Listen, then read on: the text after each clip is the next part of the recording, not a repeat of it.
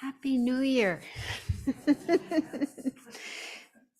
Merely labeled 2023. Western convention decides that this is the first day of the new year and it's 2023.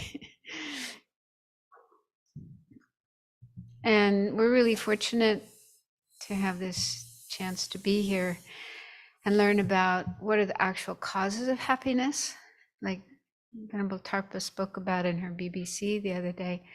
We wish people a happy new year. May you have all these good things. But good things don't happen without causes. And so we have to learn how to create the causes. And the causes are not having tons of money, but rather inner qualities, mainly virtue, ethics, and kindness and compassion and wisdom. So all these positive states of mind and positive actions, good deeds, virtuous karma.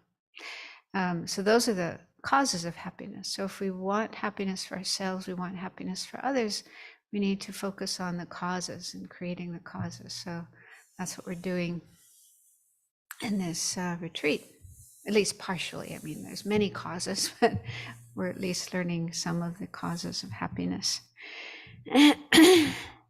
Okay, so let's start with the prayers and then we'll do a little bit of meditation.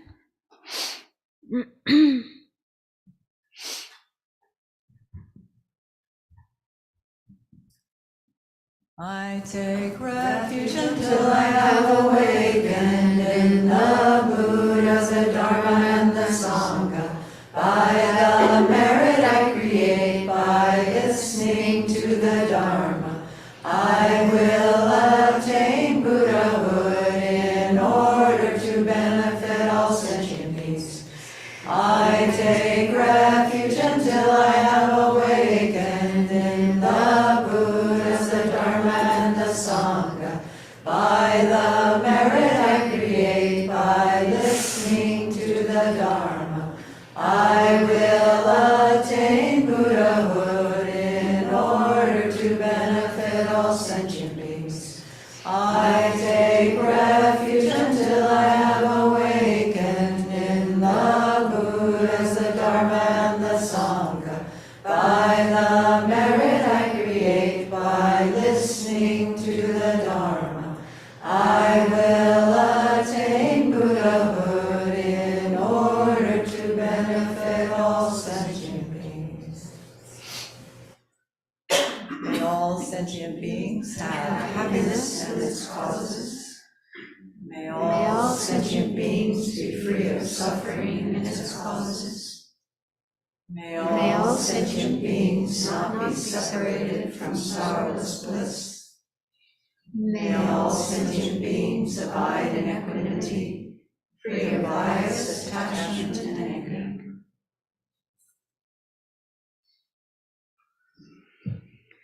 anger. So earlier today, you already generated a positive altruistic intention or motivation.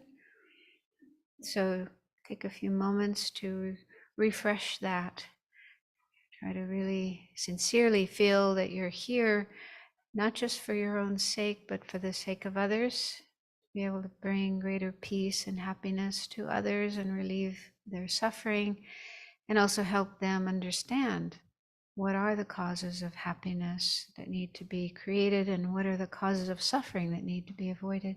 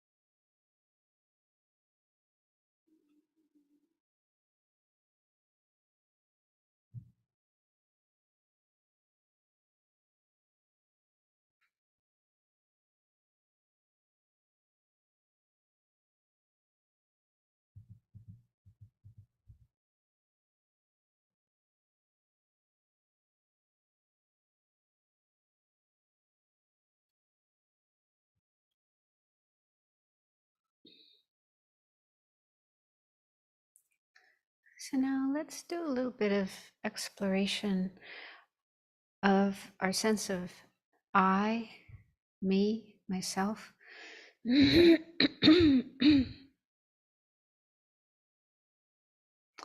So I'm sure all of us do have a sense of an I that seems to be existing somewhere inside. We don't usually have a sense of self as being on the other side of the room from where our body is, but it seems to be somewhere within this body.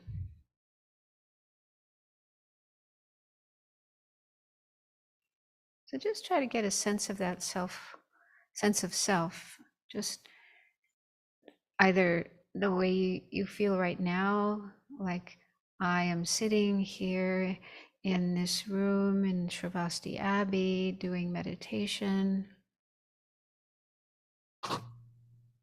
or the sense of I appears most clearly and vividly when we get emotional. So you could bring to mind some recent experience you had of feeling emotional, either a disturbing emotion like angry or frightened or sad, or a positive emotion like joy, elation, excitement. So if you can remember an experience like that, try to remember it as clearly as possible and see if you can look behind the emotion or under the emotion to get a sense of the I that is feeling that emotion.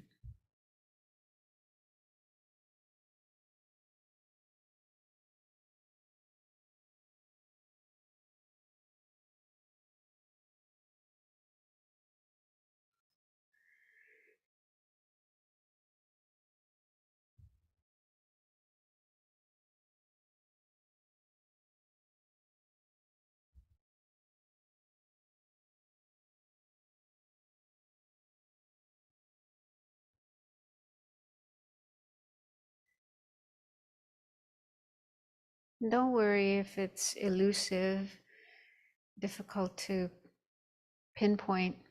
That's actually the point. It is difficult to catch hold of and identify and understand, but it's worth trying to do that.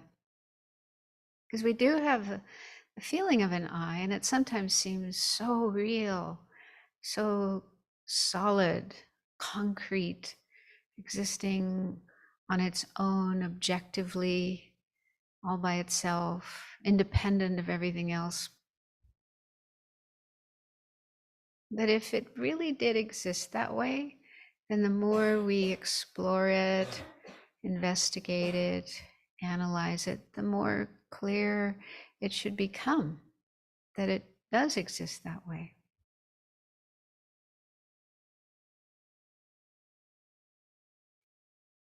So one way of exploring it is to just try to locate it or identify it within our body and mind. We'll start with the body because that's easiest. We can see our body, we know what our body is made of. The body is made of many, many different parts, gross parts like the organs, the bones, skin, nervous system, and then subtler parts, cells, molecules, atoms. Just ask yourself, is any of the parts of the body I? Can I point to any of the body parts and say, that's I, that's me?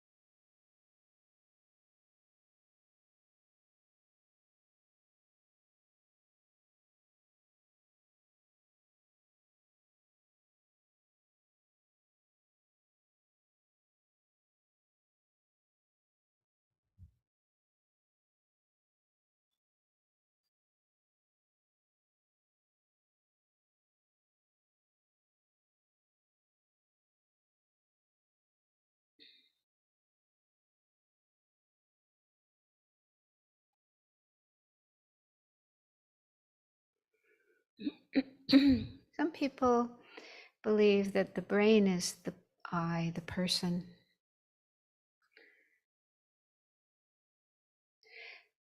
Think about what the brain is made of and looks like. It's kind of this squishy gray stuff inside our head, made of lots of different cells and blood vessels and nerves and so on. Is that really how you think of yourself? Do you think of yourself as a brain?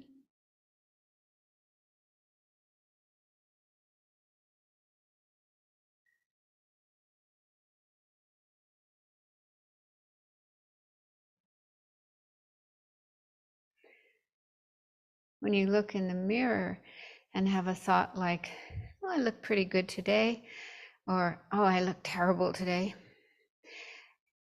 are you saying that about your brain? Does your brain look good today or look lousy today?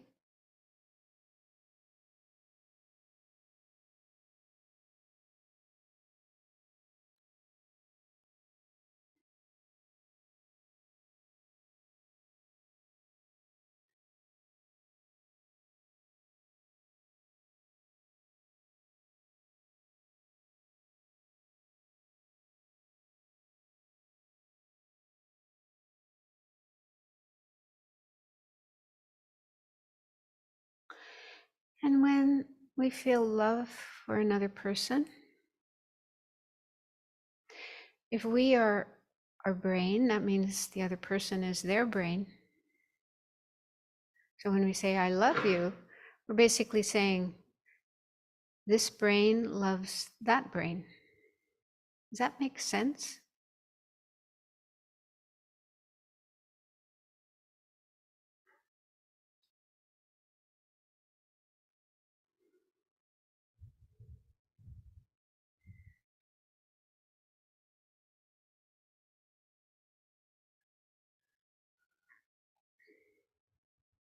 So then we might think, my body and parts of my body, those are not the I, but my mind is the I.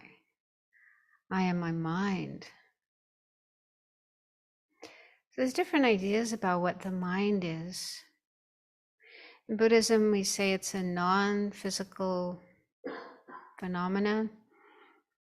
It doesn't have physical properties. We can't see it or touch it. It doesn't have shape or color. It's that which knows, which experiences, which is aware. And it's always there. We're always aware of something, even when we're asleep. But the mind isn't just one single monolithic thing. It's more like a stream or a river made up of many momentary mental states, thoughts, emotions, memories, perceptions. So every moment, there are different mental states that arise and immediately they disappear, just like bubbles popping. And then the next one arises and then that disappears, and the next one arises and that disappears. So there's nothing permanent, nothing fixed in the mind, just an ongoing, ever-changing stream of mental states, mental events. So does that correspond with your sense of self or I? How you see yourself, how you feel about yourself? Do you see yourself as something that's ever changing, not fixed, not permanent, not the same from one moment to the next?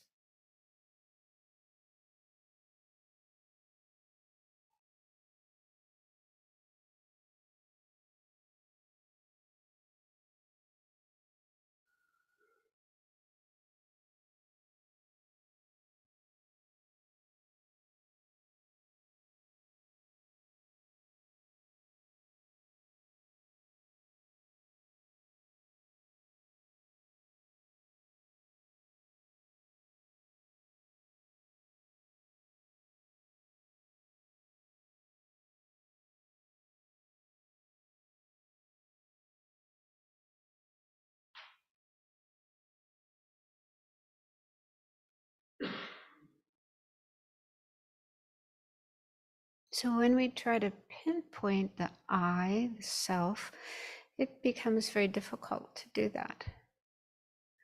And then some people might think, I don't exist. I can't find myself, so that means I don't exist. But that's not right, because we do exist. There is a sense of self that's sitting here, meditating, trying to understand what the self is, wanting to be happy, not wanting to suffer. We eat and sleep and walk and talk and do things. So relatively conventionally, there is an I.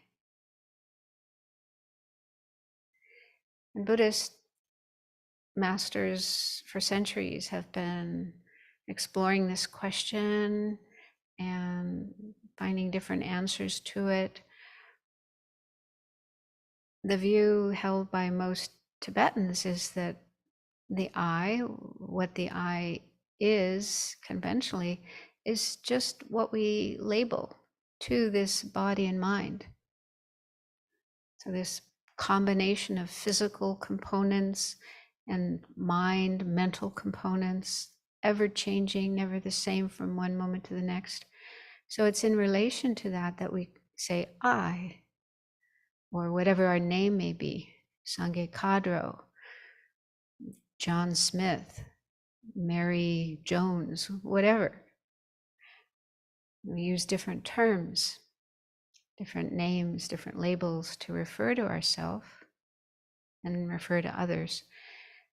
So that's basically all there is. Just a ever-changing combination of physical and mental components given a name or a label. So that's the I that does exist conventionally, is able to function, is able to become free of suffering and become enlightened. And even then, as an enlightened being, still a person, a Buddha, an enlightened being that's just labeled to, in the case of an enlightened being, it's mainly the enlightened mind with all its wonderful qualities and abilities. But there's still a person there, a being there.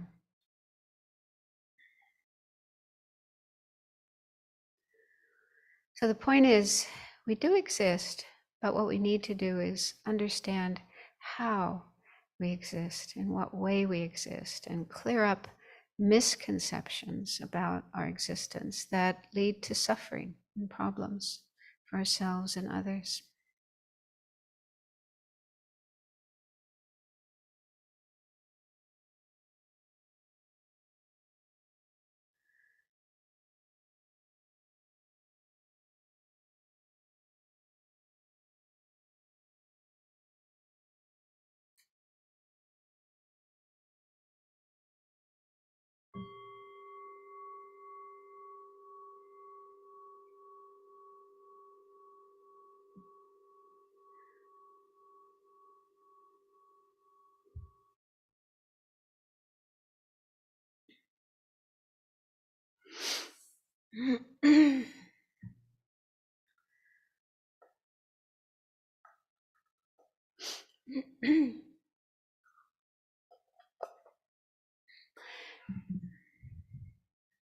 So Buddhism says, or at least Mahayana Buddhism says, we have misconceptions about everything, not just ourself, but also other people, other beings, and all the material phenomena in the world, and whatever exists, we see it incorrectly. We have wrong ideas, wrong conceptions about these things that we need to clear up.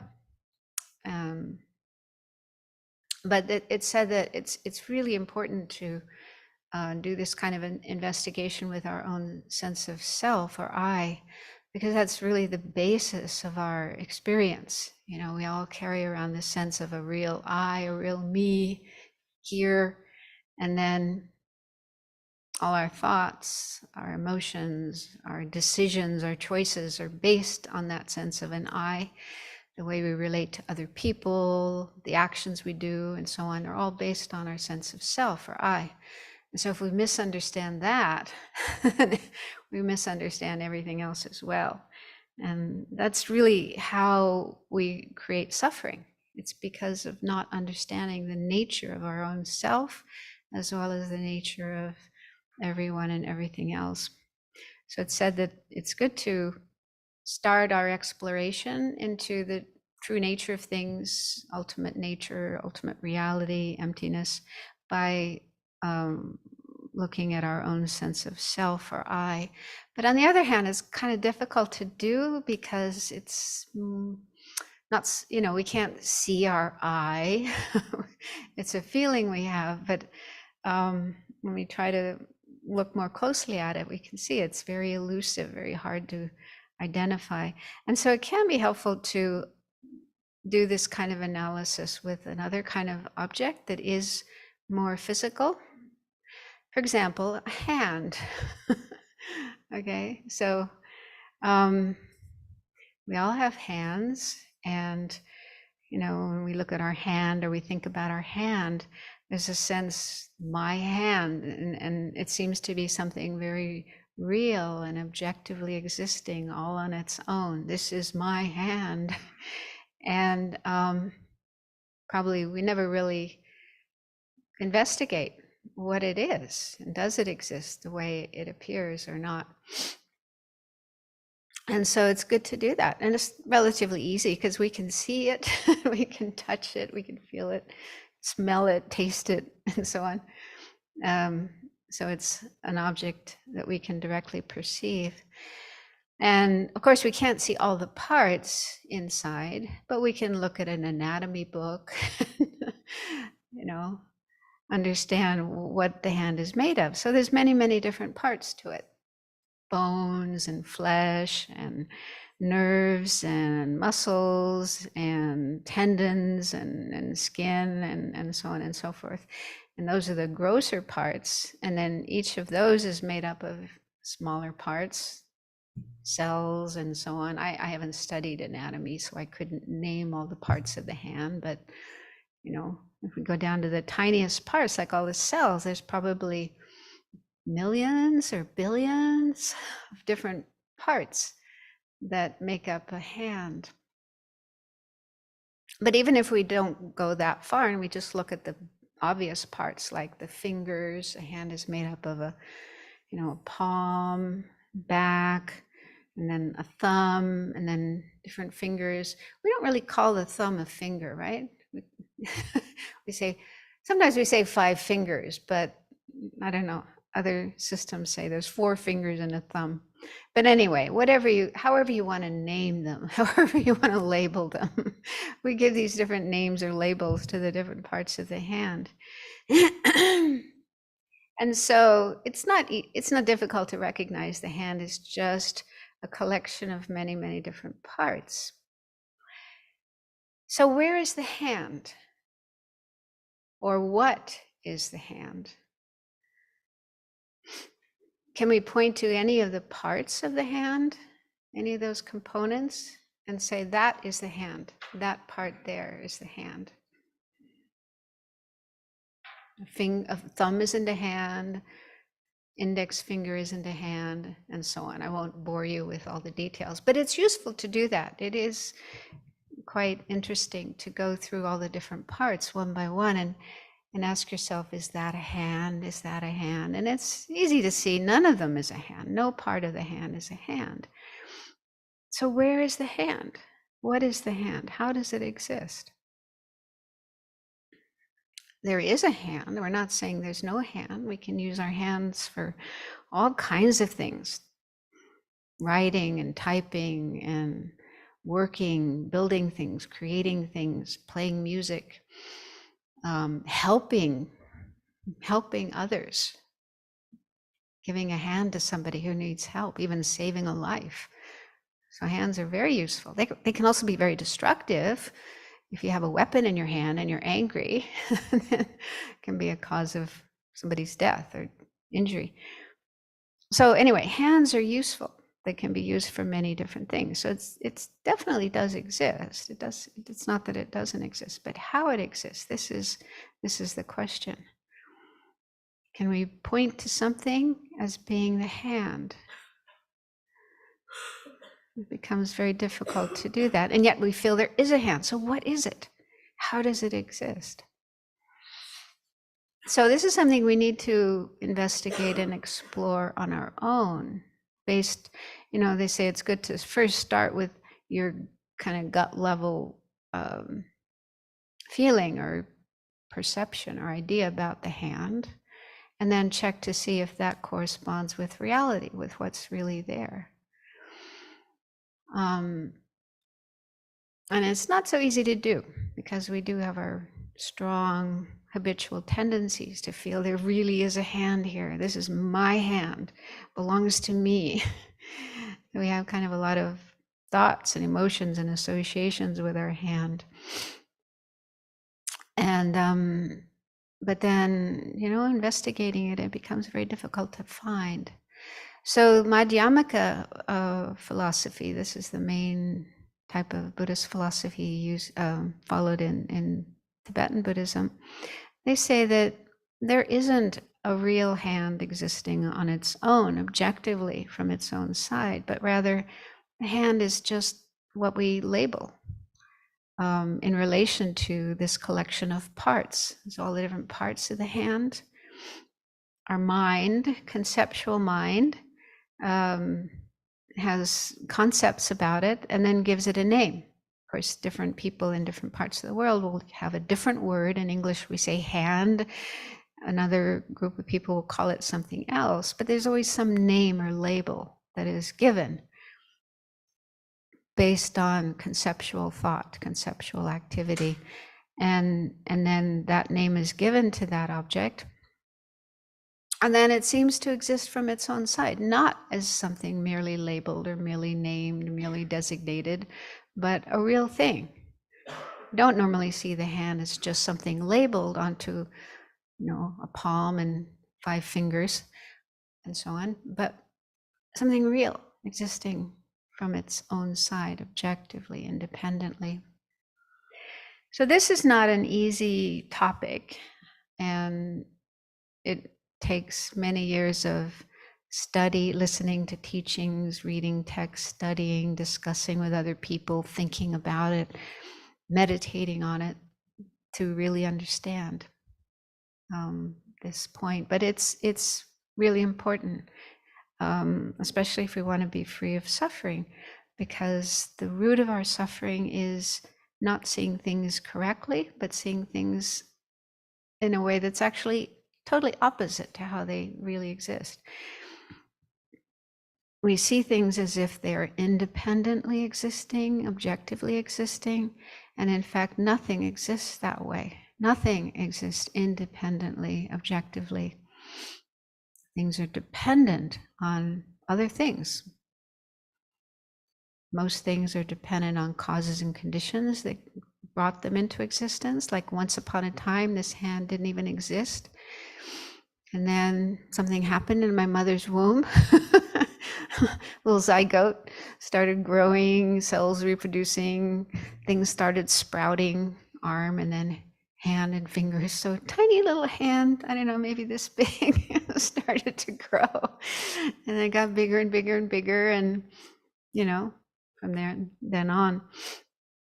So completely dependent on causes and conditions, without which it wouldn't even be here, it wouldn't even exist. And things are also dependent on their parts. Everything has parts. Everything's made up of parts. Without those parts, then that object wouldn't exist. So these are kind of simple, not so difficult to understand, but it's still things we don't normally think about. And it really is helpful to think about them.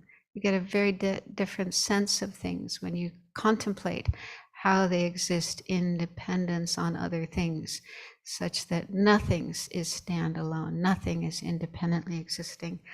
We've been receiving wonderful teachings on this over the last couple of months, I think, from Geshe Yeshe Topke, a wonderful, wonderful Lama who's in his 90s. His mind is still like so lucid and clear, and yeah, amazing knowledge. So he's been teaching us every Thursday morning on this topic of dependent origination, how everything exists dependently. So those teachings are online, and I really recommend them. They're beautiful, wonderful, very, very helpful. So they say this is the best way to understand emptiness, to understand how things exist dependently, and therefore nothing is independent. Nothing exists on its own. But the main way things are dependent is on the mind that conceptualizes and gives names, labels, and then thinks that object is that name, is that label, when in fact it's just a label. So, yeah, I encourage you to explore this topic as much as you can.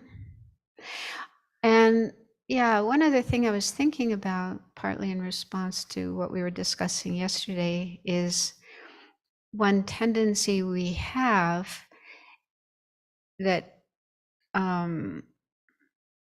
we need to look at and clear up, and that is the tendency to conflate a person and their action. So for example, we do this with other people. For example, we'll say that person is a murderer. Okay, it may be true that that person committed a murder, maybe only once, maybe only took a few minutes of time, although they probably thought about it beforehand, but not always. Sometimes it just like that before they realize it. So that action only took a couple of minutes. And of course, it's a terrible action. But then we give that label murderer to the person as if that's the way they are permanently for all of time, 24/7, every minute, every second. That's all we can see in the person, is the fact that they committed a murder.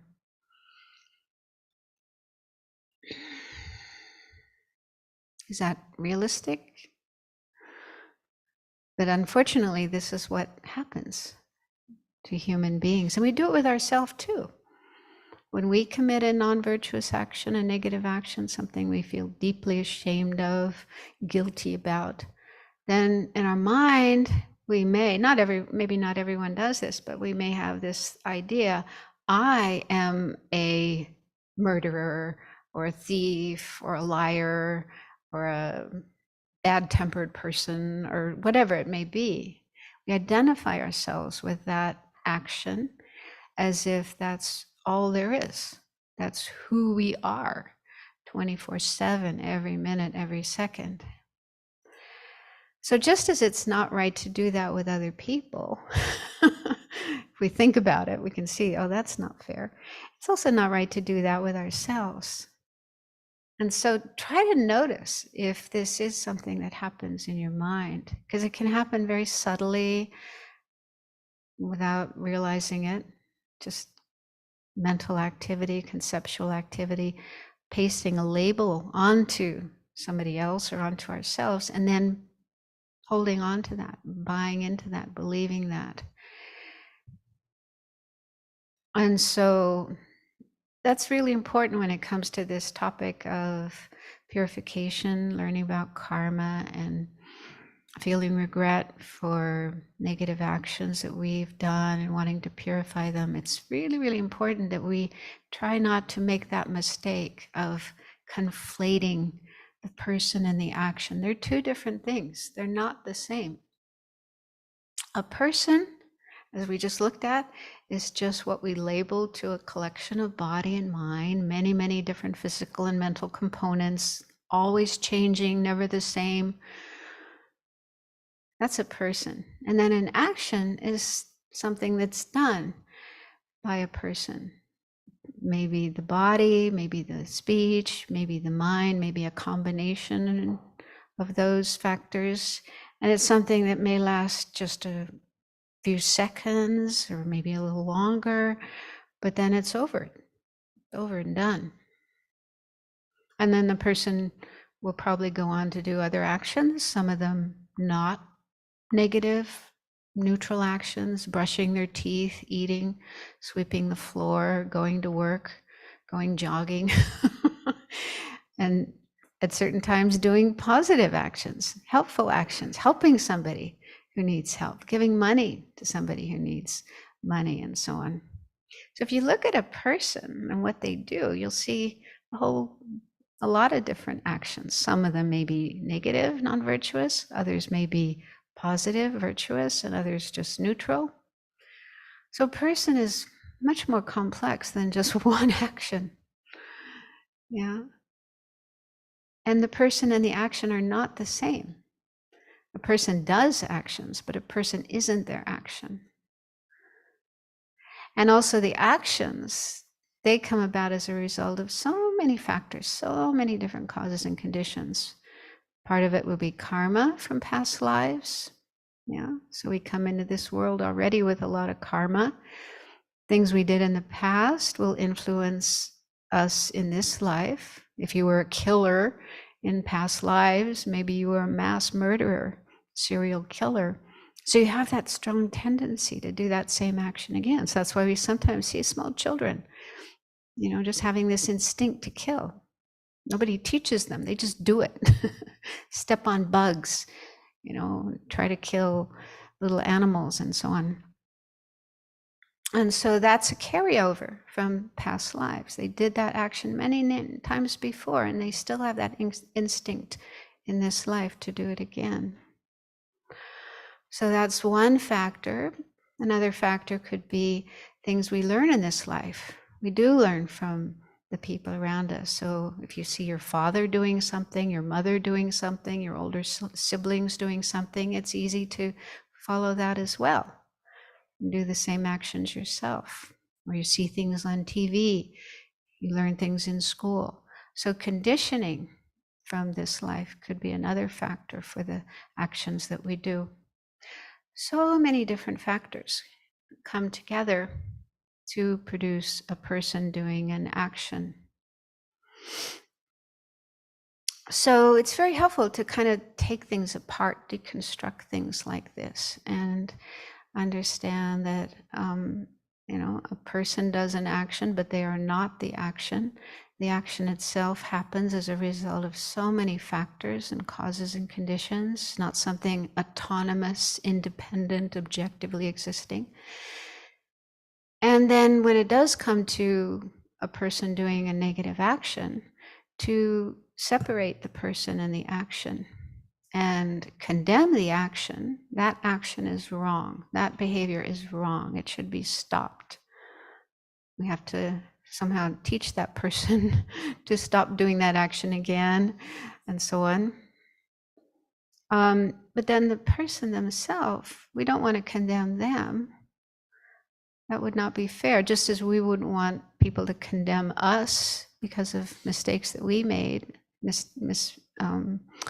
on non-virtuous actions we did. We don't want people to label us as that, as if that's who we are for all of time. We want to be forgiven, we want understanding, we want compassion, we want help. But just as we feel that way, others feel that way as well.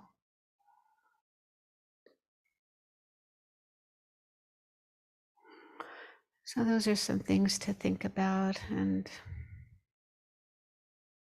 this is a very helpful way when it comes to dealing with people who do negative things. There's plenty of that going on in the world. So when we see somebody or we hear about somebody doing a negative thing, this is really helpful to think in this way instead of condemning the person because of their behavior, even if it is a behavior they're doing again and again and again. Yeah, still think about how that person probably isn't doing that 24/7. There's probably times when they're doing other things, maybe even virtuous things, positive things.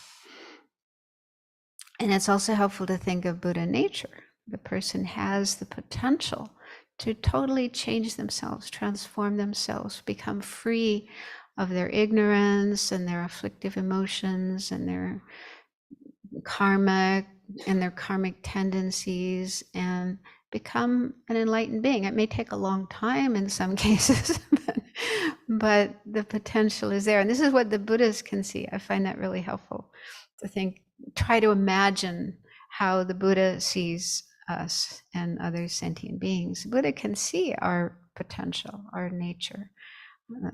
Can see that one day we will become Buddhas as well. We will become enlightened beings as well. We're not going to be like this forever. So the Buddha can see that, and he's just totally dedicated to helping us actualize our potential, to transform ourselves, to get ourselves out of this situation that we're in, where we're caught up in all these afflictions and creating suffering for ourselves and creating suffering for others. And it's just so sad, it's so pitiful.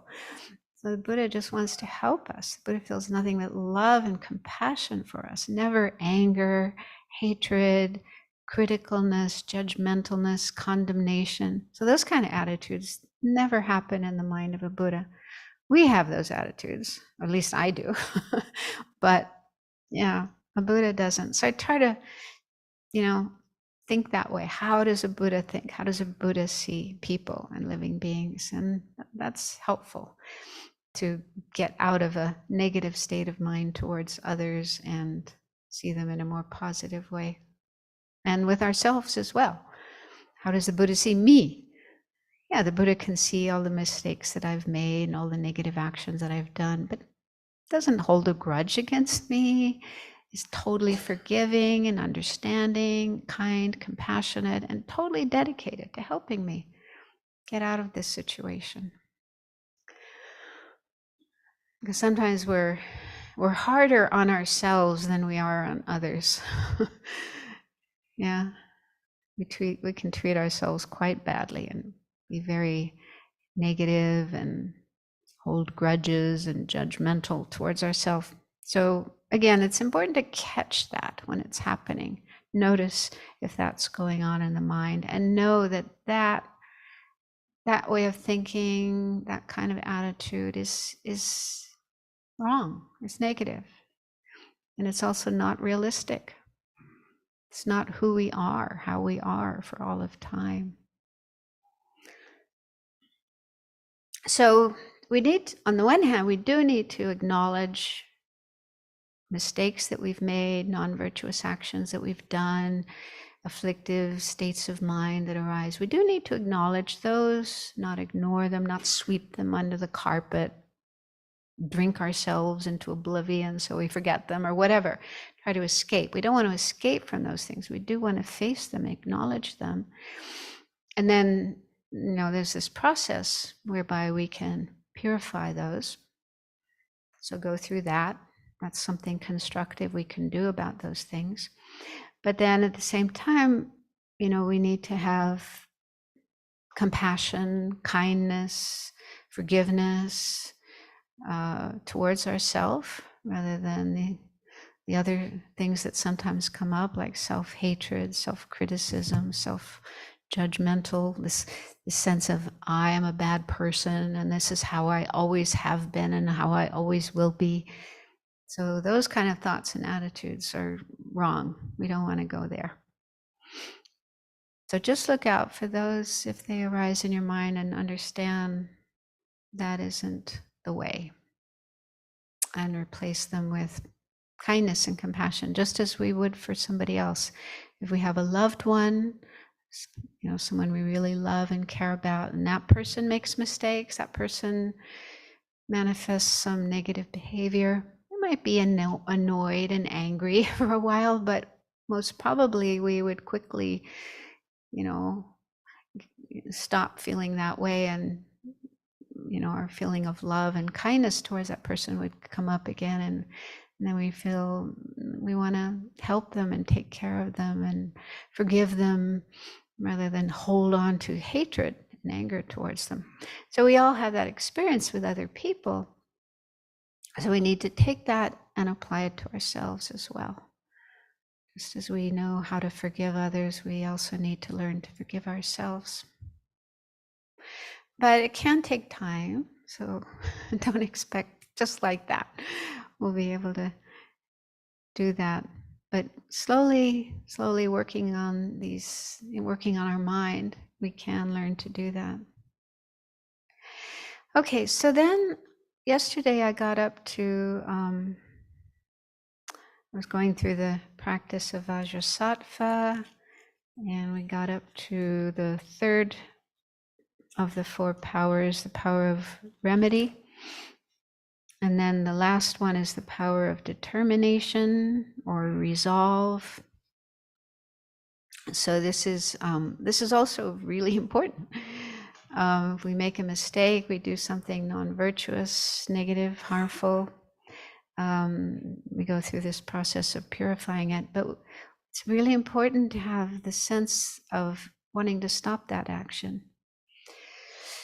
And depending on the action and depending on our tendency to do it, then we need to be kind of realistic about our ability to never do it again. In some cases, like if you committed a murder, that's a pretty heavy negative action, and you could probably say, I will never, ever, ever do that again, and be able to keep such a promise, provided you put yourself in the right conditions and you don't continue hanging out with that gang of people that are killing people all the time or whatever. So that's a promise we could probably keep. I will never do that again. But with some actions that we do habitually that are maybe lighter in weight, telling lies or getting angry or swearing, speaking harsh words and so on, probably if we've done those thousands of times, millions of times during our life, then it won't be easy to just totally stop and never do those things again. So we need to be realistic and think, okay, how can I stop doing that action? And one way is to stop for a period of time. Like, for example, in Buddhism, we have this practice of taking a set of precepts for 24 hours. So these precepts include not killing, not stealing, not lying, and not taking intoxicants, and so on. So certain actions, it's a bit like, being a monastic, getting a little taste of monasticism just for 24 hours. And so it's helpful to do that in a group where you're with other people who are doing it as well, and sort of supporting each other. So that way you get a taste, you get a chance to try not doing certain things for 24 hours. And then you can recognize, oh, I can do it. I can avoid telling lies for 24 hours. Maybe you make one or two mistakes, but you don't give up, you try again. And so that's a helpful thing to do, to just, for a limited amount of time, really try hard to avoid a certain action that you may have done habitually. And then that gives you the confidence that you can do it. And then gradually you can work on doing it more and more and more. Maybe even get to the point where you can take a vow for life, a precept for life. I will not tell lies. I will not steal. I will not kill. And so this is another practice. We do lifelong vows, lifelong precepts. Although, we might still make mistakes because of strong habitual tendencies from the past and so on, or circumstances that arise, we might commit those actions. But again, well, I made a mistake. I can purify it and try again, pick myself up and try again. So gradually over time, through this kind of practice, you get more and more used to not doing those actions, and pretty soon it becomes your norm, your default mode. It's kind of almost effortless. So gradually, then, if we really make effort, apply ourselves, we can avoid committing the same negative actions again. But we have to do it in a realistic way, in a way that's doable for us.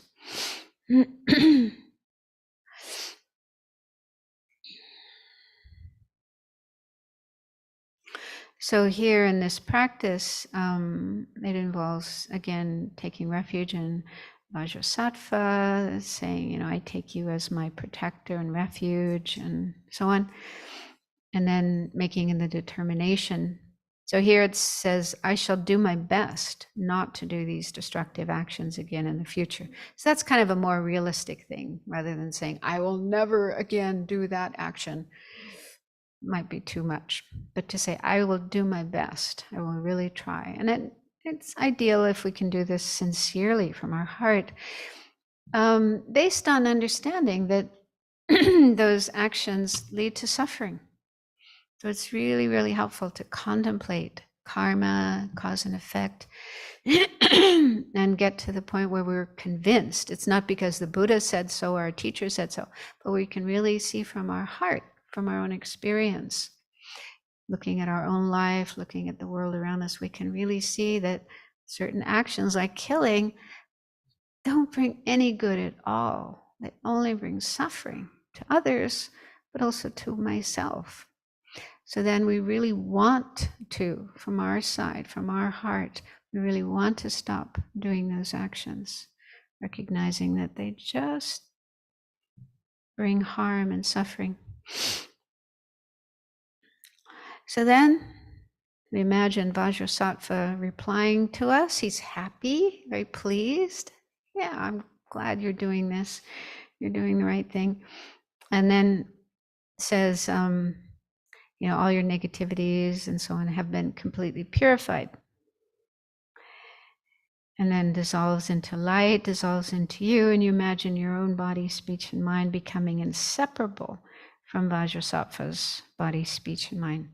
So this could be difficult to understand for various reasons. One is, do we take this literally?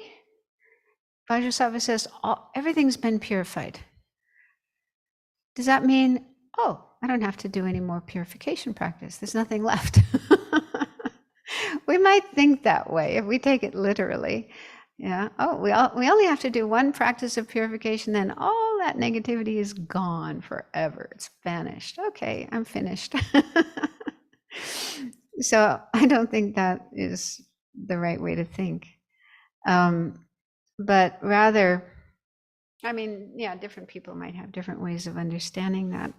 But I think a more realistic way of thinking is to understand that we have the potential, we do have the potential to become completely free of all our negative karma and all our obscurations, all our broken vows, all our afflictions. So whatever it is negative, whatever is the cause of suffering, whatever is an obstruction to our actualizing our potential, our Buddha nature. So all of those negative things can be purified. It's possible for them to be purified. One day, there will be a time, one day in the future, when we will be in a state of total purification. So to believe in that, to have confidence in that, to realize that is a possibility. So that completely goes against our usual tendency, like I was talking about before, where we identify with our negativities. We have a sense, oh, I have all this anger and I've done all these bad things and oh, I'm so selfish. And we identify strongly with that as if that is who we are and that's how we will be forever and ever and ever and ever. So we do have that tendency, and we want to counteract that. We want to believe that it's possible to change ourselves, transform ourselves, be free of all these negative things, and one day become a Buddha. So I think that's what we need to think here is there will be a day, there will come a time when I am completely purified, and Vajrasattva and all the Buddhas and Bodhisattvas, all the objects of refuge, are going to help me to achieve that. And so I want to maintain that connection with them, rely on them, follow them. And one day I will be like them too.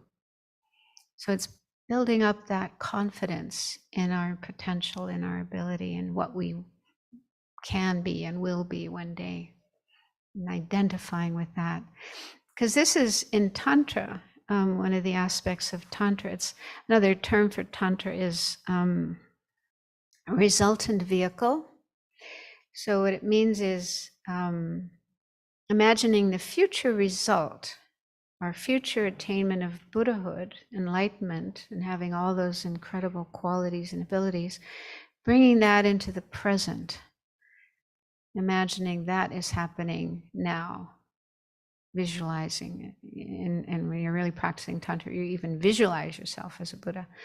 So it's said to be a very powerful method to overcome our sense of low self-esteem and negative view we have of ourselves and so on, and imagining that's not who I am. That is not my true permanent way of being. I'm not going to be like that forever. One day I will be a Buddha and I will be able to enact the deeds of a Buddha, do the things a Buddha can do. So visualizing that and having confidence in that is a possibility. So that's kind of what we're doing here, getting in touch with our potential and imagining that's happening right now.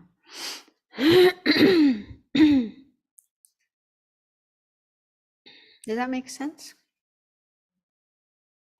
And then, so after imagining Vajrasattva dissolving into oneself, then just meditate that, one day I will be like that. I will have a totally pure mind, free of all afflictive emotions, free of the habitual tendency to do negative actions, free of all obscurations, full of all these positive qualities that I admire so much. So just imagining that's happening now. That's my real nature. And then dedication of merit.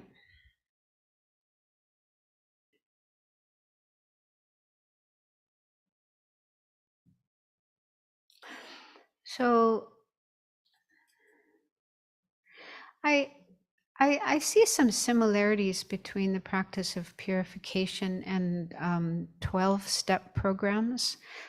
I haven't been through that, but I have a couple of brothers who had problems with addiction, and it's very helpful. Those kind of programs are very helpful for people to stop addictive behaviors. And there's some similar features, because in the 12-step program, you do declare your mistakes kind of openly to a group of people, or at least to your sponsor. You tell what you've done. Maybe the first time in your life when you've done that, when you've actually spoken to somebody else about negative things you've done with a sense of regret and a wish to change. And then you have a sponsor that is, I think it's always a person who themselves has recovered from an addiction, and so they can help you follow that route and achieve the same. So that's like a reliance, the power of reliance. You're relying on a mentor. And then that person also helps you make amends to people you've harmed. So that's like the power of remedy, making up for the negative things you've done. And then you yourself, I think, when you become able to, you yourself become a sponsor. So you are able to help others do the same. So those are like the power of remedy. And then learning to live a new life, be a different person without those old habits that you have, and so on. So there's some similarities there. I don't know, I just found that interesting. So then there's another question is, well, what can we realistically expect when we do purification practice? Are we able to totally eliminate karmic seeds, like wash them out of our minds? They're not even there anymore. So in the volume 2 of the Library of Wisdom and Compassion, Foundations of Buddhist Thought, I mentioned yesterday, there's a section on karma and purification, which is very helpful. So there it says that as long as we're still ordinary beings, meaning we haven't yet gained a direct realization of emptiness, When you have a direct realization of emptiness, then you have this, the term for that is an Arya being. And if you're not an Arya being, you're an ordinary being. So an ordinary being means someone who hasn't yet directly realized emptiness. So as long as we're still in that category of ordinary beings, it's not possible to completely eliminate karmic seeds from our mind. We can't just get rid of them. They'll still be there. It's only the direct realization of emptiness that is able to completely eliminate the karmic seeds. But by doing the practice of purification, we can weaken karmic seeds so that the results will be less terrible, intense, or will last for a shorter period of time. So, for example, we might have a karmic seed that could cause us to be in a car accident. So instead of that, by doing purification, we might trip and stub our toe. So it's a much milder ripening of karmic seeds. Another example, rather than suffering from domestic disharmony for years, we may endure it only for a few weeks or months. Instead of being born in an unfortunate state, we may get sick in this life. Yeah. So the karmic seeds are still there and they will produce some results, but much milder, less severe, less intense, less terrible than otherwise. So that's why, in the Tibetan tradition, practitioners will say if they get sick or if they fall down and hurt themselves, they'll say, oh, this is some bad karma that's ripening, and it's much better that it ripens like this rather than, being killed in a plane crash or going to a bad rebirth. So they actually feel good about these misfortunes that happen, thinking, I'm getting rid of those karmic seeds. And this is important to understand, because I think some people, when they start to practice the Dharma, they start to clean up their act and, live more ethically and practice meditation, try to be a better person. They may have this expectation that, I shouldn't have any more problems. Everything should go well. Everything should be smooth and easy, and no more bad things will happen to me. And then when bad things do happen, they're like shocked, like, why is this happening? I'm being a good person. I'm being a good boy, a good girl. Why is this happening to me? Maybe this practice isn't working. Maybe Dharma's all a bunch of rubbish. And so, if you follow that train of thought, you might even give up practicing. You might just dump it, think this isn't working. But the problem is having unrealistic expectations. Just by starting to do some Dharma practice doesn't mean all our karma is just going to disappear like that overnight, and we're not going to have any more misfortune happen to us. That's completely unrealistic.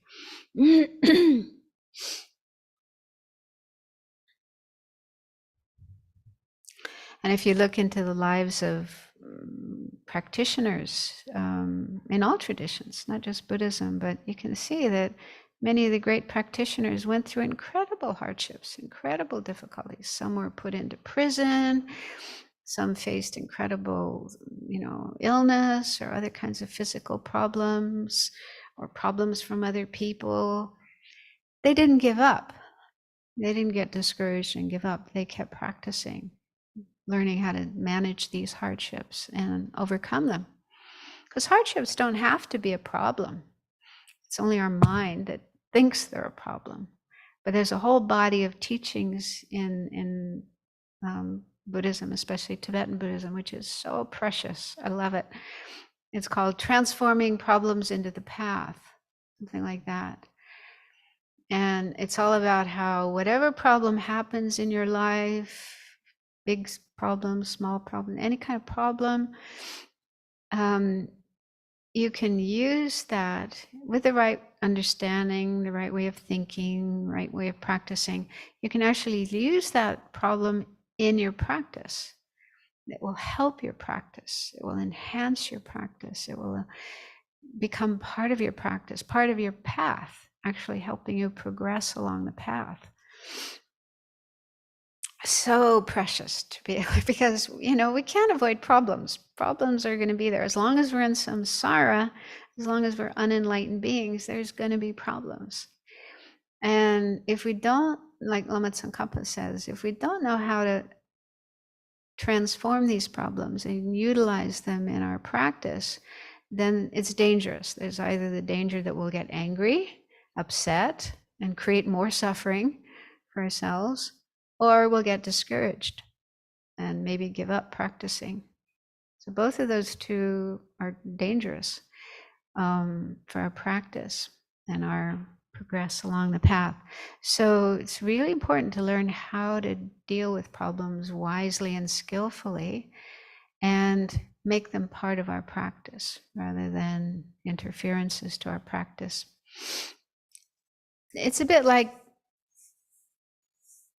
recycling or composting. Yeah, like here we have all this garbage and we put it in the compost bin and it turns into nice juicy compost that's put on the garden in the spring, and then we have beautiful vegetables and flowers and so on. So we're transforming something that's kind of yucky and garbage. And anyway, many people know about that, but it's similar. The yucky things that happen in our life, the unfortunate things, the unwanted things that happen in our life, they don't have to be regarded as, oh, yuck, I don't like this, I don't want this, why does this have to happen to me? Of course, those kind of thoughts might come up, but it's really important to learn, no, I can use this. This is good for me. And then find ways of utilizing that situation, such as one way is compassion. Understanding I'm not the only person in the world that has a problem like this. Lots of other people have problems. Some people have even worse problems than this. This is nothing compared to what a lot of people are going through. And so that way of thinking, for one thing, it makes the problem seem less bad. Instead of like a mountain, it seems like a molehill or an anthill, just tiny. So then it becomes more manageable. You feel more courageous and more confident and more strong about managing it rather than being overwhelmed by it. So that's beneficial. And then it helps you to have more compassion, to open up your mind and your heart and think about other people and other beings. Wow, their problems, their difficulties are much worse than mine. And I would really like to help them. How wonderful if I could help them and relieve them of their suffering. And how can I do that? Well, if I practice the Dharma, increase my good qualities and my merit, keep practicing, keep following this path, I'll become more and more able to help others, and eventually become a Buddha, an enlightened being, be able to help others in the best possible way. So then we feel inspired, we feel enthused, we feel energized to keep practicing the Dharma. So that's one example of something we can do about problems, so that they become fuel for our Dharma practice rather than something we get upset about and unhappy about. So there's a number of books, one by Lama Zopa Rinpoche called Transforming Problems into Happiness, I think. There's also a lovely little book by Thich Nhat Hanh called, I love the title, No Mud, No Lotus, The Art of Transforming Suffering.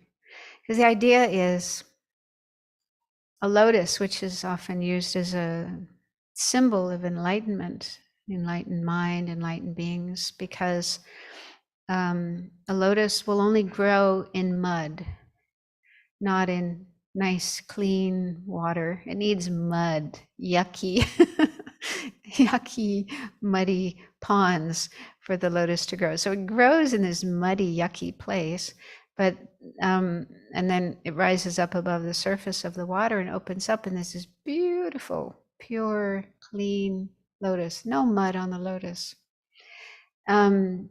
So in a similar way, an enlightened person starts off in the mud of the world, the yuckiness of the world, but manages to rise above that by working on their mind, transforming their mind, and then achieve this beautiful, pure state of enlightenment. So the enlightened mind is similar to the lotus. So the idea, the title is, if there's no mud, there's no lotus. If there's no suffering, yucky stuff of samsara, there's no enlightenment.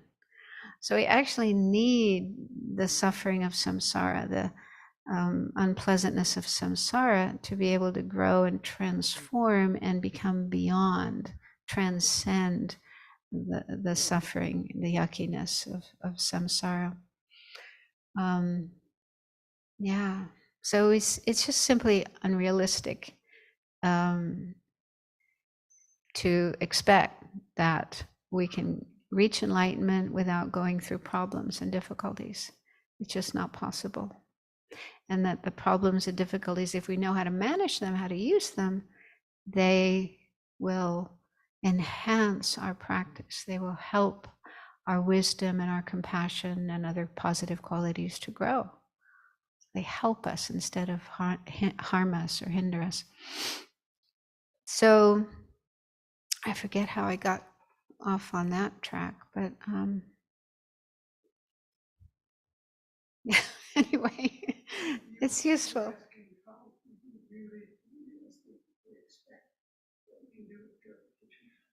Yeah, right. So don't expect that, you start doing purification practice, you won't have any more problems. They will all go away. But doing purification reduces the karmic, the potency of karmic seeds to produce suffering, so that suffering will still happen, but in much smaller ways, milder ways, shorter term ways than otherwise.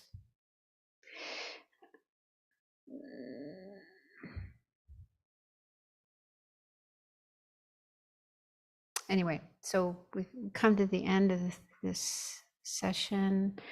I was going to start talking about karma, but I'll do that in the afternoon. Well, it's all about karma in a way.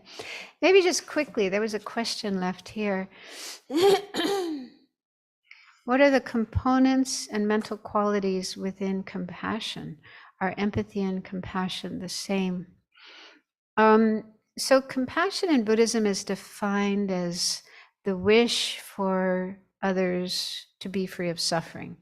So when we become aware that there's suffering, somebody's having suffering, physical or mental or both, and we feel moved, touched, and concerned, we don't want that person to suffer. We want them to be free of suffering, and we may go on to want to help them.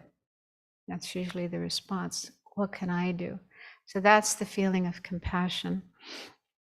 And empathy, traditionally, I haven't come across that term in Tibetan, in Buddhism. It's more a Western term. And there's different ideas about empathy, different definitions of empathy. But one is that empathy is just the ability to understand what another person is feeling. And it doesn't only apply to suffering, it could also be happiness. When you notice somebody is happy, you know they're happy. You can relate to that. So they say we have these mirror neurons in our brain that enable us to recognize another person's feelings, whatever those feelings may be. Okay, so empathy can apply to any kind of feeling that another person has, not only to suffering. Whereas compassion, I think we do need empathy to have compassion, but compassion is more specifically when we recognize that somebody is suffering, and then we kind of know, well, I don't like suffering, and this person doesn't either, so I want to help them. So it's kind of a natural quality that everybody has, as far as I know, although some may have it more than others. But we can definitely develop it. That's the good thing. We can there are methods for working on and increasing our compassion. So we have more of it. Okay, so we'll stop there, and again, if there's further questions, we'll take care of those in the afternoon. Due to this merit, may we soon attain the awakened state of Vajrasattva, that we may be able to liberate all sentient beings from their sufferings. May the precious Bodhi mind, not yet born, arise and grow. May that born have no decline, but increase forevermore. Thank you, Venerable Khadro. For those joining us online, the next session is in half an hour, 9:45 Pacific time, meditation on Zoom. You'll find the link to register to get that Zoom link in the chat box. And now Cynthia has a message for us.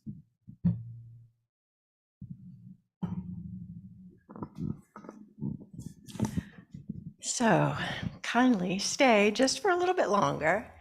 I am hoping to give you an instant dose of happiness with just a few short words. You know, here at the Abbey, it doesn't take us long to visit here or go to teachings online and to benefit. And so, you know, what I want to speak to you about is the Abbey and the skies, absolute skies of kindness that come from the Abbey and the Abbey community. So we know that, or maybe we don't, but need to know that they freely offer so much Dharma, so much Dharma. When I think about my life and what I've received, it's amazing. And so, you know, in terms of in-person teachings, welcoming people to stay here. There are 3-month courses, Sravasti Abbey Friends Education, also amazing. Many free books offered, and just a huge online archive of teachings. It's just the depth of which is astounding. So whether we're longtime visitors or first-time visitors, whether we're in person or online, I really encourage us to stop and reflect on the kindness, the amazing kindness that we have received from Sravasti Abbey. But how does this precious place exist? And not just exist, this place is thriving. Just to look at what's going on outside with the Buddha Hall going up and the recent challenge that was successfully met. I mean, how does that happen? Well, it happens because scores of people give what they can from the heart. Scores of people, it's not a few, it's many, many of us coming together, just in this beautiful dependent arising. And so this is a friendly invitation to join that beautiful dependent arising and to practice generosity within our abilities to do so, because it's our heartfelt desire to give. That's what matters, not the amount, but what we can do within our means from the heart.